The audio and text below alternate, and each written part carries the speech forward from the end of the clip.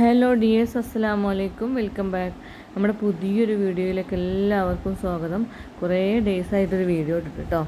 അപ്പോൾ ഇന്നത്തെ വീഡിയോ നമ്മുടെ ചെറിയൊരു യാത്രേൻ്റെ വീഡിയോ ആണ് കേട്ടോ. ഈദ് കഴിഞ്ഞിട്ട് ഞങ്ങൾ ചെറിയൊരു ട്രിപ്പ് പോയിട്ടുണ്ടായിരുന്നു. ട്രിപ്പ് എൻ്റെ അമ്മനെയും കൂടിയിട്ടാണ് കേട്ടോ പോയത്.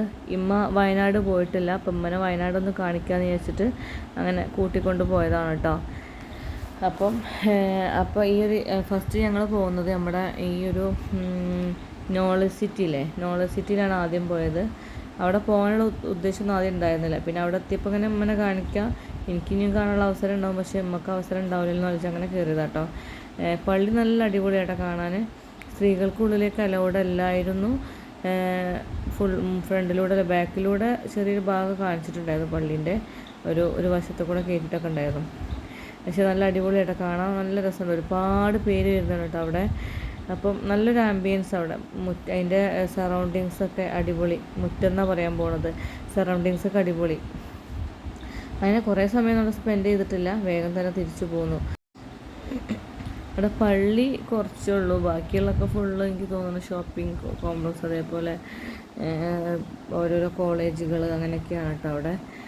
സംഭവം നല്ലൊരു ആംബിയൻസ് ആണ്, കാണാൻ നല്ല രസമുണ്ട്. അങ്ങനെ അവിടെ നിന്ന് ഇറങ്ങി ഞങ്ങൾ പിന്നെ ചുരം കയറുകയാണ് കേട്ടോ.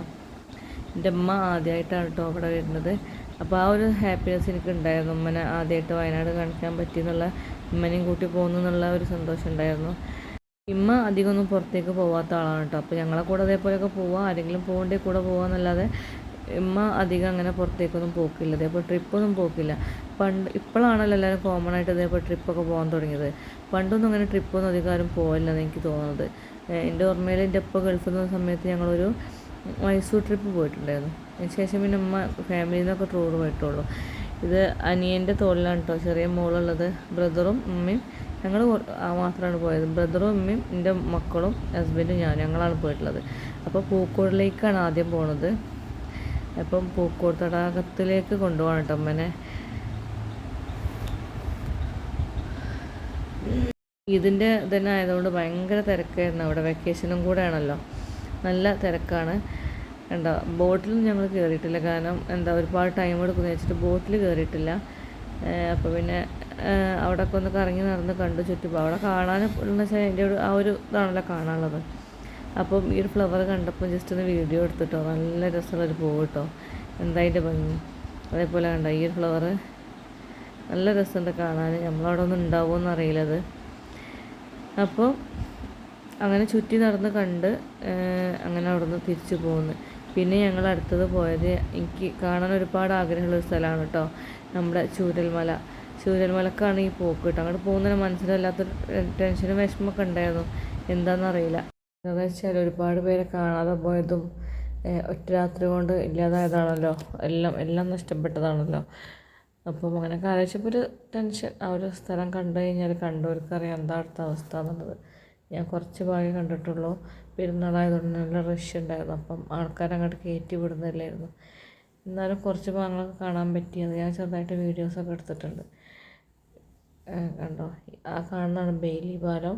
അതിൻ്റെ ഒരു സൈഡാണ് കേട്ടോ അത്. ആൾക്കാർ കയറരുതെന്ന് പറഞ്ഞിട്ട് കയറിപ്പോയതാണ് അതിൻ്റെ അപ്പുറത്തെ സൈഡിലേക്കൊക്കെ. ഇത് ആ സ്കൂളാണ് ഈ കാണുന്നത്, വെള്ളാർമല സ്കൂളാണ് ആ കാണുന്നത്, അങ്ങനെ കിടക്കുന്നത്. അപ്പോൾ ശരിക്കും എന്താ പറയുക, എത്ര സ്ട്രോങ് ആയിട്ടാണ് അവിടെ ഇതൊക്കെ കല്ലൊക്കെ വന്ന് വീണിട്ടുള്ളത്. ചെറിയൊരു നീർച്ചാല് പോലെ അവിടെ അങ്ങനെ ഒഴുകുന്നുണ്ട്. ഇതിൻ്റെ ഇപ്പുറത്തെ സൈഡായിട്ടോ അങ്ങനത്തെ ഇറങ്ങലും ഇതാക്കലൊന്നും അലൗഡല്ല. ഒരുപാട് സാധനങ്ങൾ അവിടെ അങ്ങനെ ചിതറി കിടക്കുന്നുണ്ട്. ഈ വീട്ടിൽ ഉപയോഗിക്കുന്ന പല സാധനങ്ങളും. എന്താ പറയുക, ഓരോരോ അവസ്ഥകൾ. പഠിച്ചവരിങ്ങനത്തെ ഒരു അവസ്ഥ ആർക്കും തരാതിരിക്കട്ടെ. ഒറ്റ രാത്രി കൊണ്ടെന്ന് പറയാൻ പറ്റില്ല, ഏതാനും നിമിഷങ്ങൾ കൊണ്ടാണ് ഈ ഒരു കോലത്തിലായത് അവിടെ. എത്ര പണിയുള്ളൂ അല്ലേ, നമ്മളെത്ര കോൺക്രീറ്റ് ഉറപ്പിച്ചിട്ട് ഫൗണ്ടേഷൻ നന്നായാലേ വീട് നന്നാവുള്ളൂ എന്നൊക്കെ പറയുമല്ലോ. ഒന്നും നന്നായിട്ട് കാര്യമില്ല. പഠിച്ച് നമുക്ക് എങ്ങനെയാണ് എന്താണ് തരാൻ ഉദ്ദേശിക്കുന്നതെന്ന് നമുക്കറിയില്ല. അപ്പം എന്തായാലും അവിടെ കുറച്ച് സമയം നമുക്ക് നിന്നിട്ടുള്ളൂ, കുറേ സമയം അവിടെ നിൽക്കാൻ പറ്റില്ല. അപ്പോൾ കുറച്ച് സമയം നിന്നിട്ട് നമ്മൾ വേഗം തിരിച്ച് പോന്നിട്ടുണ്ടായിരുന്നു കേട്ടോ. കണ്ടോ, ഇങ്ങോട്ടേക്കൊക്കെ വെള്ളം എടുത്തിട്ടുണ്ട്. ആ അടിയിൽ ചില കടകളുടെ അടിയിലൂടെ വെള്ളം വന്നിട്ടുണ്ട്, മേലക്കൂടെ വീണിട്ടുണ്ട്. ഇത് കണ്ടോ, ഈ ഒരു സൈഡിൽ നിന്ന്